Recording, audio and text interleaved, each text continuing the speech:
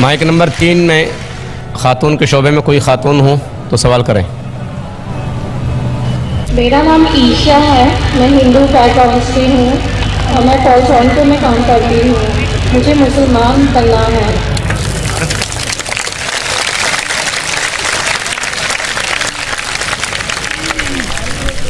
بہن نے کہا کہ وہ اسلام قبول کرنا چاہتی ہے۔ میں آپ سے پوچھنا چاہتا ہوں بہن، کیا آپ اپنے دل سے اسلام قبول کرنا چاہتی ہے؟ جی ہاں۔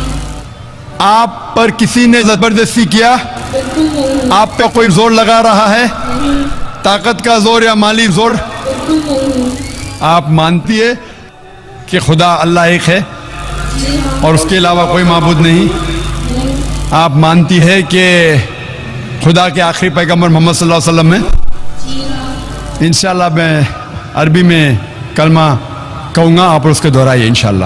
اشہد اللہ الہ الا اللہ و اشہد ان محمدن عبدہ و رسولہ۔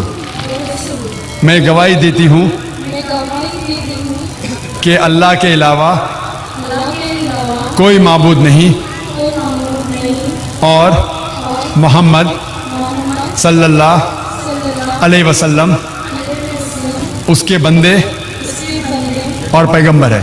اور پیغمبر۔ ماشاءاللہ آپ مسلمہ ہو چکی ہے اور اللہ آپ کو جزائے خیر دے۔ اسلام قبول کرنے کے لیے جیسا میں نے کہا کہ مجمع میں کہنے کی ضرورت نہیں، لیکن میں ان 9 مسلموں کی داد دیتا ہوں کہ لاکھوں کے مجمع میں ہندوستان میں الحمدللہ ان کی ہمت کو داد دیتا ہوں کہ بمبئی جیسی شہر میں ان کی ہمت کو داد دیتا ہوں کہ لاکھوں کے مجمع میں سب لوگ کے سامنے اللہ ان کو جزائے خیر دے۔